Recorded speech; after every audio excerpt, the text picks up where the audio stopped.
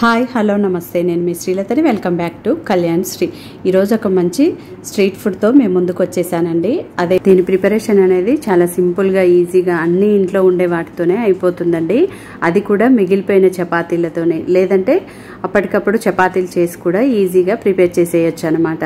మరి ఆ ప్రాసెస్ ఏంటి, ఏ విధంగా ప్రిపేర్ చేసుకోవాలి అనేది వీడియోలో క్లియర్గా చూపించేస్తానండి. పిల్లలకైతే భలే బాగా నచ్చేస్తుందండి. దాని ప్రాసెస్ ఏందో చూద్దాం. ముందుగా 2 బంగాళదుంపల్ని ఉడికించుకున్నానండి. ఒక మీడియం సైజ్ ఉల్లిపాయని, క్యాప్సికమ్, కొత్తిమీర, పుదీనా. క్యాప్సికమ్ లేకపోతే ఒక పచ్చిమిర్చిని సన్నగా కట్ చేసుకోవాలి. ఇది కూడా కట్ చేసుకొని రెడీగా ఉంచుకున్నాను. ఇక్కడ నేను 2 చపాతీలు తీసుకున్నానండి. ఇలా బంగాళదుంపని ఉడికించుకున్న తర్వాత మ్యాషర్తో కానీ, ఫోర్క్తో కానీ, స్పూన్తో కానీ ఎక్కడా కూడా గడ్డల్లాగా లేకుండా మెదుపుకోవాలండి. మార్నింగ్ చేసిన చపాతీలు ఉంటే ఈవినింగ్ స్నాక్స్ లాగా రెడీ చేసేయచ్చు అనమాట.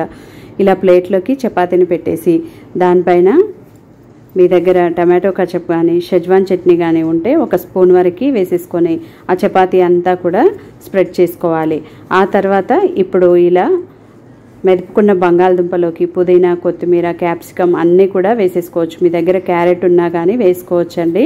క్యాప్సికమ్ బదులుగా మీరు ఒక పచ్చిమిర్చిని సన్న ముక్కలుగా కట్ చేసుకున్నా సరిపోతుంది. ఇలా వేసేసుకున్న తర్వాత అంతా బాగా మిక్స్ చేసుకొని చిటికెడంతా మిరియాల పొడిని, రుచికి సరిపడినంత సాల్ట్ని వేసేసి ఈ చపాతీ మీద ఈ ఆలు మిశ్రమాన్ని అంతా స్ప్రెడ్ చేసేసుకొని మరొక చపాతీని దీనిపైకి పెట్టేసి ఇలా బాగా ప్రెస్ చేస్తున్నట్లుగా క్లోజ్ చేసుకోవాలన్నమాట. ఇక్కడ చూపిస్తున్న చూడండి, ఈ విధంగా రెడీ చేసేసుకొని ఆ తర్వాత ఇప్పుడు స్టవ్ ఆన్ చేసుకొని ప్యాన్ పెట్టేసుకొని దానిపైన మీరు ఆయిల్ కానీ బటర్ కానీ వేసుకోవాలండి. బటర్ వేసుకోవడం వలన ఇవి క్రిస్పీగా వచ్చేస్తాయి అన్నమాట. ప్యాన్ అంతా కూడా స్ప్రెడ్ చేసేసుకున్న తర్వాత ఇక్కడ నేను చూపిస్తున్నట్లుగా మనం ఇలా రెడీ చేసుకున్న ఈ చపాతీని దీనిపైన వేసుకొని 2 వైపులా కూడా మంచి కలర్ వచ్చేసి కొంచెం క్రిస్పీగా అయ్యేలాగా ఫ్రై చేసుకోవాలని గుర్తుంచుకోవాలి. స్టవ్ అనేది మీడియంలోనే ఉంచుకొని ఫ్రై చేసుకోవాలండి.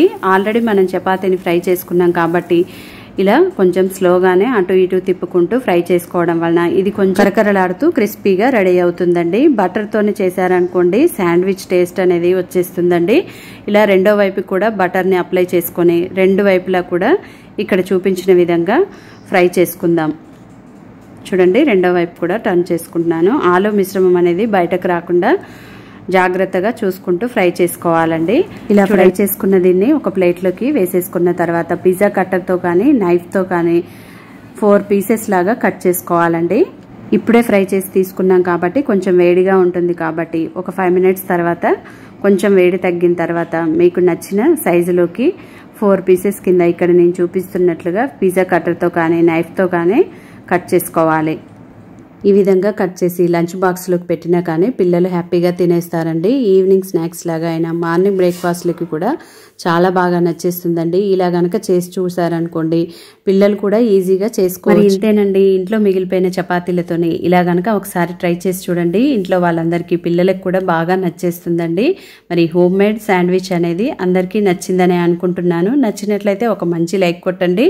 అలాగే ఫ్రెండ్స్ అండ్ ఫ్యామిలీ మెంబర్స్కి షేర్ చేయండి. మీరు కూడా ట్రై చేశాక మీకు ఎలా కుదిరింది అనేది మంచి ఫీడ్బ్యాక్ని నాతో షేర్ చేసుకోవడం అస్సలు మర్చిపోవద్దు అండి. మరిన్ని ఇలాంటి టేస్టీ రెసిపీస్ కొరకు మన ఛానల్ని సబ్స్క్రైబ్ చేసుకోండి. Thanks for watching. See you in next video.